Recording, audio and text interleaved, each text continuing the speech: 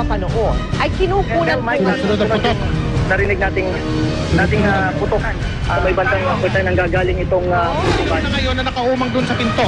At meron na May babaeng buhay. Sandali, ma'am. Oo, may pa.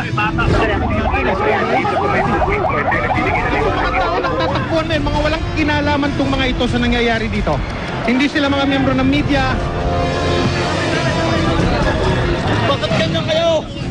Sasakyan. Bakit ganyan kayo? Kaya makuhanan natin.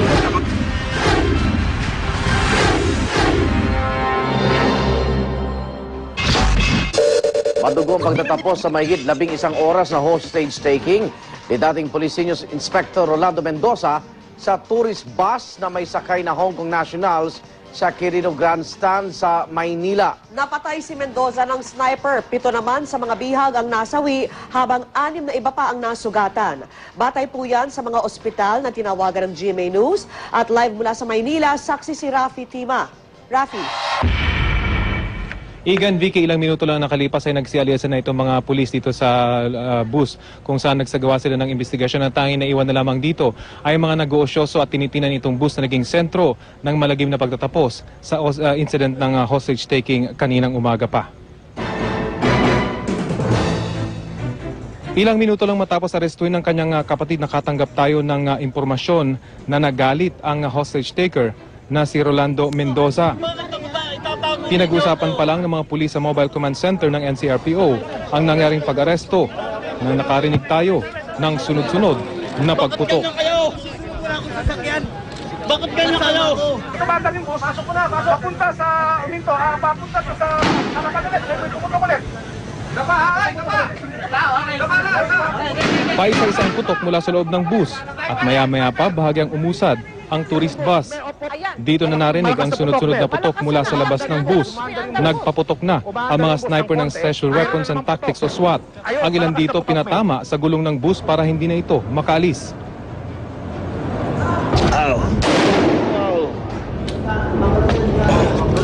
Tumama ulit! Ilang minuto lang bahagyang nagkaroon ng katahimikan nang makita ang bus driver na tumatakbo palayo ng bus. Wala siyang galos at walang tama at dumaan na lang ng bintana para makatakas. Ilang minuto pang lumipas, sunod-sunod na naman ang putok. Dito na sumugod ang mga operatiba ng SWAT mula sa likurang bahagi ng bus. Dala ng mga pulis ang isang sledgehammer. Sinimulan agad nilang wasakin ang salaming pintuan ng bus. Maging ang windshield, binasag na rin ng mga miyembro ng SWAT. Pero ang pagtatangka ng mga pulis na makapasok, natigil ng sunod-sunod na putok mula sa loob ng bus. Dapa. Ito na. Dahil hindi natin alam pagbukas.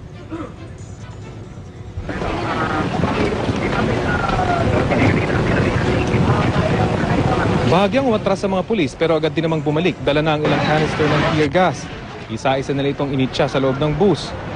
Mula na magsimula ang putukan, walang nakikitang paggalaw sa loob ng bus na nakasara ang mga kortina. Inabot pa ng mahigit 10 minuto ang pagtatangka ng mga pulis na wasakin ang salaming pintuan ng tourist bus hanggang sa bumuhos ang malakas na ulan.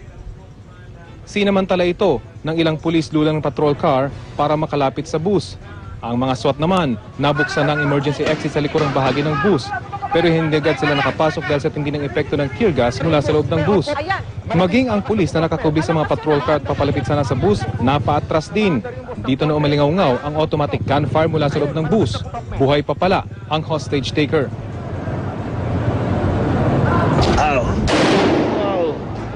Matapos ang sunod-sunod na putok mula sa loob ng bus, nagpakawala na rin ng sunod-sunod na putok ang mga sniper ng SWAT. Ayon sa mga pulis, dito na tinamaan sa ulo ang hostage taker.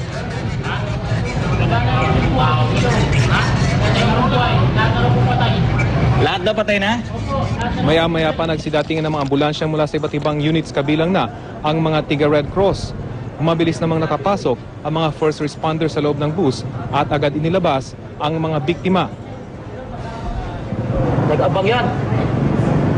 Dito yan, oh. Kaso may tao sa likod, eh. Crossfire tayo dito. Ha? Crossfire tayo? Hindi. Kaya, doon sa ano, eh, kabila, eh.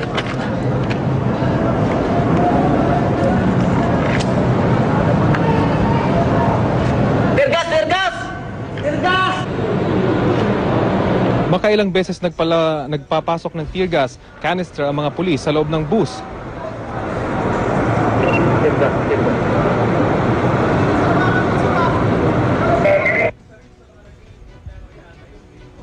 Matapos yung pagpasok ng pinakahuling tear gas canister ay nagpakawalangan ng sunod-sunod na automatic gunfire itong hostage taker at dito na natapos nga itong hostage taking incident. Isa sa mga babaeng ating nakita kanina ay walang galos na lumabas mula doon sa loob ng tourist bus at isa siya sa mga nakaligtas mula sa mga hinostage na biktima. Sa ngayon, Igan, sumasailalim pa rin ang busa investigasyon sa pangunguna ng scene of the crime operatives o SOCO ng PNP. Masusiraw ang kanilang gagawing forensic investigation para malaman kung saan galing ang mga balang tumama sa nasawing hostages. Makikita pang may posas na nakalagay sa manibela ng bus. Kumpirmasyon na noong una nakaposas ang driver ng bus sa kanyang manibela tulad ng mga naunang naiulat. Pero kinalag din ang posas bago pa man nagtensyon kung kaya't nakatakas ang bus driver nang magsimula ng putukan. Mula rito ay posible raw dalhin sa NCRPO headquarters ang bus para pa rin sa pagpapatuloy ng investigasyon. Mula pa rin dito sa Quirino Grandstand, ako si Rafi Tima, ang inyong saksi. 6 sa mga hostage ang dinala sa ospital ng Maynila, pero 2 sa kanila idineklarang patay na ng ospital. Live mula sa ospital ng Maynila, saksi si Maris Umali. Maris. Arnold, matapos nga madugong hostage taking na naganap sa Quirino Grandstand, ay isa-isa na dinala rito sa ospital ng Maynila ang ilan sa mga biktima ng pango-hostage. 4 na babae at 2 lalaki na pawang duguan na lula ng Hong Thai Transit ang dinala rito. Kinilala silang sina Chan Kwok Chu, Li Ying Chuan, Lo Kam Fun, Yung Yinang at mag-asawang Ken at Ami Leong. Agad naman silang inasikaso ng mga doktor at nurse. Sa kasamaang palad, 2 sa 6 na ito ang idineklarang patay na ng medical team ng Ospital ng Maynila nang dalhin dito sina Ken Leong at Yung Yinang. Mahigpit ang seguridad sa ospital at hindi pinayagang makapasok ang media. Wala ring doktor na makapanayam. Pero ayon kay George Go, President Emeritus ng Volunteer Firefighters Association, na nagtakbo sa mga biktima sa ospital at naglapat din ng paunang lunas sa kanila, matinding tama ng bala sa iba't ibang bahagi ng katawan ang tinamo ng mga nasawi. Si Aminang Leong, walang tama pero kitang-kita sa mukha niya ang takot at traumang kanyang natamo.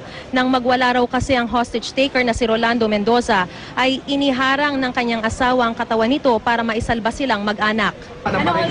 Pagdapa niya, pumatong yung asawa niya, kaya yung asawa niya napuruhan. Wala siyang tama, na-trauma na, tapos namatay asawa niya, nayakap pa niya. Sobrang yakap na tigas na yakap. Yung nakita ko yung asawa niya, itong kamay dito, buong tanggal, balat, buo. Buo, tanggal ha, buo. Suno, na walang blood. Ang laking tama. Ubusan ng dugo, no? Marin, ubusan ng dugo. Ang laki. Bukod sa namatay ang asawa niya, nahiwalay din sa kanya ang 3 anak na sina Jason, Doris at Jessie Leong na pawang mga sakay din ng bus. Oo. Check mo kung nasaan na yung tatlo. Bali, hinahanap po. Hinahanap niya. Nawawala ngayon, nawawala. O tinatawag niya, kung pwede padala na dito o at least tumbuhay pa o ano, siyempre naalala yung mother niya. Ang iba naman ay stable na ang lagay pero bandang alas 10:30 ay inilipat na sila yung 4 ngang pasyente sa Manila Doctors para doon na i-confine. Personal daw itong desisyon ng mga pasyente. Si Li Ying Chuan nagawa pang ikwento ang nangyari sa bus bago magwala ang hostage taker na si Senior Inspector Rolando Mendoza. She's fine, we're all fine, we're just scared. The soldiers said he was dismissed unfairly and that he has a gun with him, so he...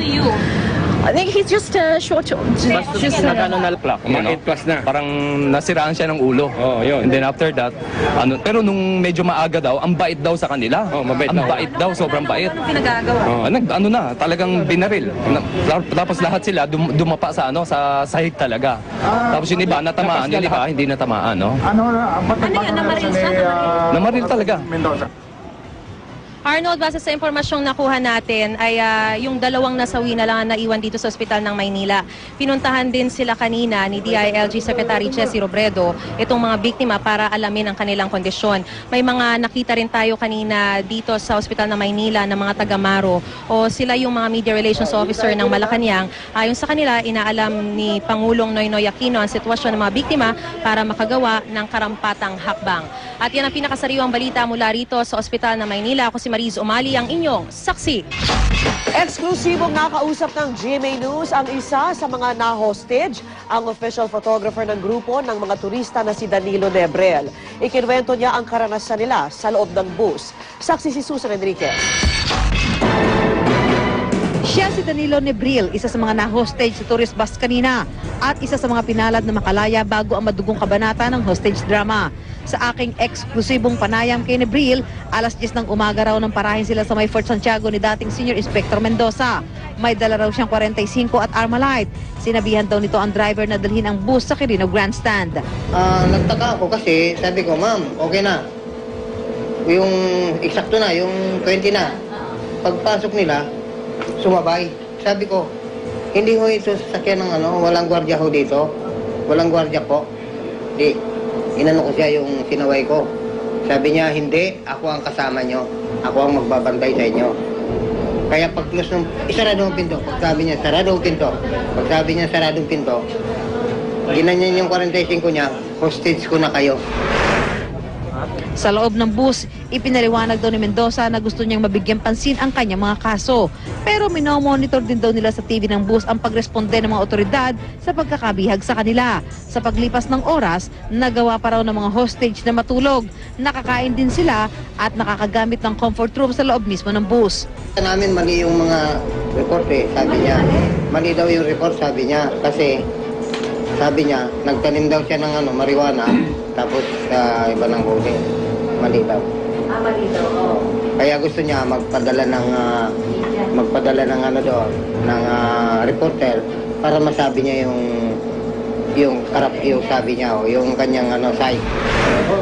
Sa silid na ito, sa Luneta PCP, pinatuloy si Nebril kasama ang iba pang pinalayang